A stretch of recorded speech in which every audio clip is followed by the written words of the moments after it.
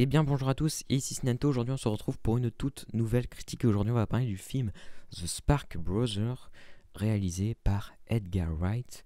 Donc moi Edgar Wright c'est un réalisateur que j'aime bien, même si je suis pas non plus hyper fan, hein. Enfin, pour moi ouais il fait des bons films. Je trouve juste que Hot Fuzz c'est de la bombe, mais après pour moi c'est sympa, c'est bien, c'est très bien, mais voilà je suis pas non plus un immense fan. J'attends son prochain film La Snake in Soho et j'attendais, je vous avoue, quand même The Spark Brothers qui est un film, donc enfin son nouveau film documentaire musical sur le groupe Les Sparks, Sparks juste, qui est un groupe composé de deux frères, Russell et Ron Mael, qui est un groupe que je ne connais que depuis qu'on parle du film Annette, donc le nouveau film de Oscar Isaac qui est sorti il y a un mois, qui est un film que j'ai énormément aimé et qui fait vraiment partie de mes gros coups de cœur de cette année, qui sont assez rares. Mais je pense que The Spark Brothers va rejoindre ce lot de coups de cœur assez rares. Parce que je vous dis, c'est un très très bon film documentaire. Et si vous voulez en apprendre un peu plus sur ce groupe, vraiment il faut y aller parce que c'est une mine d'informations et on voit que le réalisateur est vraiment passionné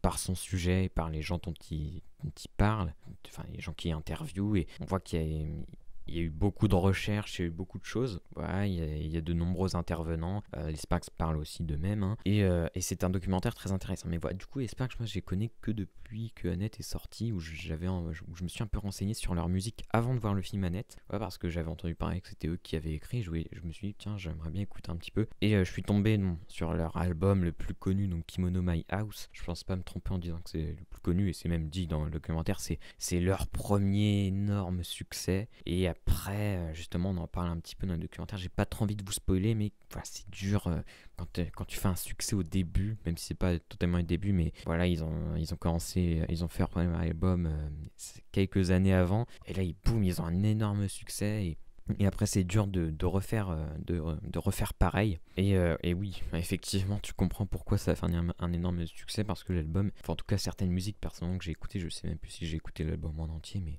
c'est exceptionnel, et je les réécoute assez souvent en boucle. Mais du coup voilà, donc ma découverte des Sparks c'est assez récente. Voilà, avant de voir Annette, ça s'imitait à ok, je connais Sparks, juste le nom, et je vois la tête qu'ils ont, mais sinon je ne connaissais pas du tout les musiques, et je suis très content d'avoir découvert ce groupe parce que ça envoie du très très lourd. Et du coup bah avec Annette, bah déjà en voyant le film, ça m'a encore, bah déjà j'ai écouté la BO de Annette que j'aime beaucoup, et puis après j'ai continué à un petit peu écouter les Sparks, mais bon, là, je vais arrêter de parler de moi, enfin, même si en soi je vais vous parler de mon expérience sur le film. Du coup maintenant, et j'ai beaucoup aimé, comme je vous l'ai dit, ce documentaire. Alors, on passe de leur enfance, donc on retrace tout, hein, de leur enfance, enfin tout. Je ne pense pas, parce que c'est bien trop énorme.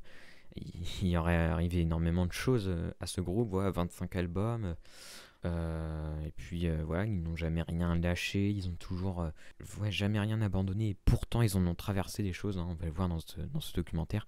Donc on est sur leur enfance jusque aujourd'hui, quoi. On parle de leur dernier album qui est sorti je crois en 2020 si je me trompe pas. Je sais pas si je me trompe là. Mais voilà, on parle de Annette également, et on parle aussi de certains projets de films qu'ils avaient à faire. J'ai pas trop envie de vous spoiler, mais voilà, notamment avec Jacques Tati et Tim Burton, mais ça s'est un peu mal passé, malheureusement. Mais voilà, après on voit qu'ils ont été demandés à. Enfin, ils ont été discutés avec Carax pour réaliser le film Annette. Mais voilà, du coup, on va. Enfin, il y a énormément de choses. Hein. Enfin, ça parle vraiment tout le temps. C'est-à-dire que c'est gênant. Voilà, j'ai eu certaines critiques qui disaient que c'était peut-être un petit peu redondant à forcer. En vérité, peut-être. C'est peut-être au bout de 2h20, moi je comprends que certaines personnes, voilà, ça part, on a énormément d'informations, on a beaucoup de choses, et puis c'est presque répétitif, parce que bon, c'est une construction qu'on concerne assez vite, justement, vu que c'est enfance à aujourd'hui, quoi, on va dire. Et du coup, on a leurs différentes étapes, et pour ceux, peut-être, par exemple, qui connaissent déjà les Sparks, peut-être que... Bon, après, je pense qu'ils vont quand même aimer le documentaire, parce que je pense que c'est un documentaire assez bien fait au niveau des années que j'ai pu voir. Moi, comme je vous l'ai dit, je connaissais pas les Sparks, j'avais juste écouté un peu leur musique, mais je m'étais pas vraiment renseigné sur leur vie, sur les différentes étapes, sur le contexte, quoi. Mais apparemment c'est très très bien, et puis de toute façon c'est des intervenants qui viennent, et puis voilà, donc c'est pas étonnant, il y a vraiment eu énormément d'investissement pour ce film.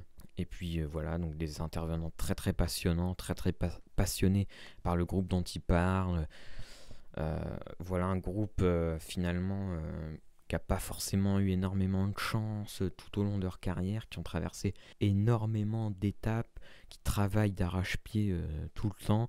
Et c'est absolument passionnant. Voilà, de bout en bout, voilà, même si vous ne connaissez pas Sparks, moi je vous invite à regarder ce documentaire parce que déjà ça va vous apprendre quelque chose sur un groupe, et puis un groupe qui a fait des musiques extraordinaires, et en plus un groupe qui n'est pas vraiment reconnu à sa juste valeur. Enfin moi je me dis mais comment c'est possible que j'ai découvert ce groupe. Bon après moi voilà, je suis peut-être pas une référence parce que je vous avoue que les groupes de rock etc, bah, j'en connais, il y a des gens hyper connus que je connais pas, mais même j'ai l'impression que ils sont pas reconnus à leur juste valeur, et notamment grâce à ce documentaire où on voit certains albums avec des musiques très très bonnes, qui sont parfois mal reçues, même à un moment au début. Voilà, il y a un mec qui dit que c'est le pire album qu'il a écouté de sa vie, mais même si apparemment ce mec a de mauvais goût. Voilà, vous comprendrez peut-être pour ceux qui ont vu le documentaire, ou ceux qui connaissent peut-être vraiment bien la vie de ces deux frères. Voilà, donc c'est très très bien rythmé. Voilà, c'est Edgar Wright. Donc pour moi, sa principale qualité. Enfin, mais est-ce que c'est bien de résumer? Non. En vrai, il y a plein de qualités. Edgar Wright, c'est un mec qui sait très très bien réaliser, qui sait très très bien rythmer. Mais moi, en fait, ce qui me souffle le plus, c'est le rythme quoi, qui arrive à influer à tous ces films. À chaque fois, c'est hyper bien rythmé, ça ne s'arrête pas. Hot Fuzz, c'est un film qu'on peut regarder 50 fois. Je dirais pas que The Spark Brothers, c'est un film qu'on peut regarder 50 fois parce que voilà, c'est le genre de truc que tu regardes une fois, deux fois, quelques années après, si t'as oublié des choses et que tu as kiffé quoi. Mais voilà, c'est un film documentaire, mais il y a quand même ce rythme. Donc ces images d'archives, les musiques à chaque fois en arrière très bien choisies, tout est bien rythmé, les intervenants qui parlent, enfin tout est très très bien fait. Et voilà, on voit vraiment que Edgar Wright est passionné par son sujet, par ses personnages, et c'est vraiment vraiment génial. Moi je vous conseille vraiment d'aller voir The Spark Brothers. Voilà, malheureusement la distribution au cinéma est pas folle, mais c'est normal, j'ai envie de dire, hein, je comprends, parce que ça reste un film documentaire. Mais voilà, c'est une découverte à faire pour moi, et c'est vraiment dans mes plus gros coups de cœur de cette année. Voilà, j'ai appris énormément de choses sur le groupe, et c'est un documentaire qui m'a donné envie aussi de vraiment en apprendre encore plus sur ce groupe, et je pense que je vais vraiment continuer longtemps à écouter les musiques de Sparks, et là je suis très très loin d'avoir tout écouté. Il y a quand même 25 albums, et voilà, je pense qu'ils vont encore continuer. Je sais pas trop s'ils vont continuer. Ils continuent à travailler sur les musiques, etc. Ils s'améliorent même encore. Voilà, d'après les dires de certaines personnes, de certains intervenants. Et du coup, voilà, ça fait plaisir de voir un film comme ça, un film documentaire comme ça. Et puis je trouve que la fin est assez belle. Et voilà, voilà, je sais pas quoi vous dire de plus. Petit mot sur Annette, du coup, de Oscar Isaac, parce que j'en ai même pas parlé. Mais voilà, pareil, je vous l'ai dit tout à l'heure, hein, mais l'un de mes gros coups de cœur de cette année. Voilà, c'est pas mon Carax préféré, mais c'est un film que j'ai beaucoup beaucoup aimé. Voilà, avec une BO folle, hein, pour rester un peu dans le thème. Et puis, bon, je vais pas trop en dire parce qu'on est sur la critique de The Spark Brothers. Mais du coup, voilà, pour conclure, hyper riche. Très très juste je trouve. Enfin après c'est l'avis de quelqu'un qui ne connaît pas leur vie, donc après je sais pas. Moi j'ai lu que apparemment ça abordait peut-être pas quelques petites histoires un peu sombres, mais je ne sais pas parce que il y a aussi des gens qui aiment beaucoup les Sparks, qui connaissent beaucoup, qui ont beaucoup aimé le documentaire. Donc voilà, pour moi ça me semble assez bien. Voilà, là je parle objectivement, et subjectivement pour moi c'est super. Donc allez, j'arrête de blablater pour rien et je vous dis salut.